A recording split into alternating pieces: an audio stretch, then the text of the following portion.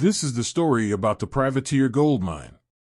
I have never actually been to the mine, but I have been to the town where it is located. I was told by a person that walking around in the forest around this mine is extremely risky because there are a lot of old abandoned mining shafts and you could easily fall into any one of them.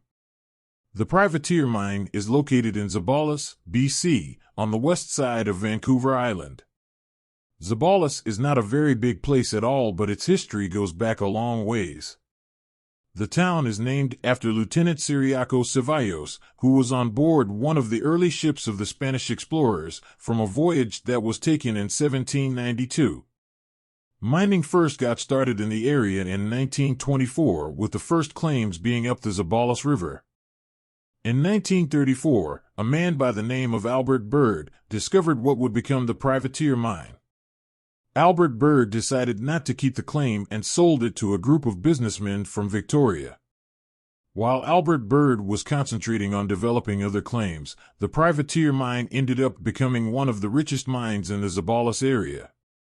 It is estimated that $13 million worth of gold came from Zeballos, and maybe $7 million of that was from the Privateer mine alone. The ore from the Privateer was the richest ore ever to be received by the Tacoma smelters. The outside world soon took notice of this mine, which produced 30 to 40 ounces of gold per ton of ore. When mining first started, the miners had to carry sacks of ore out on their backs, down the narrow slippery trails, through the mud and windfalls to the river at Zeballos.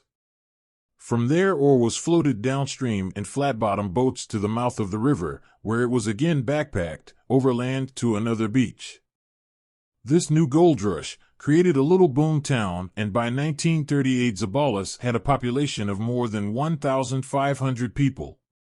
There were 3 hotels, a laundry, a bakery, and a weekly newspaper. Plans were even in the making for a hospital and a school. The town was built in a narrow channel beside a river. It was just one street with houses and shacks on either side. When the tide came in, the main street would be flooded and knee-deep in muck. Because of this, the main street had to be built up. At the time, there was no gravels of any kind to build a street, so high-grade ore had to be used. The high-grade ore used as the street foundation was eventually dug up and refined. This gold rush built an instant town that some say reached a population of 5,000 at its peak. Then the war came in 1939, and many of the miners left to fight and the mines began to close. By 1942 they were all shut down. After the war ended in 1945, the fixed price of gold was $35 an ounce, which was not enough to keep the mines in operation. By the time the price of gold climbed on the open market 2 decades later, it was too late for Zeballos and the Privateer mine. It is said that the Zeballos mines produced 288,000 ounces of gold and 125,000 ounces of silver. Today the old Privateer mine is out of bounds and the town of Zeballos remains a small coastal village. Logging, fishing, and ecotourism seem to be the mainstay of the day. But not far, in fact just over the ridge, there was rumors about some prospectors snooping around the old Mary Widow mine. Who knows, maybe one day we will hear about a gold strike there and a stampede to stake up claims. I hope you enjoyed this short story about the old Privateer mine. Please like, share, and subscribe so we can continue to bring you more old lost mine stories.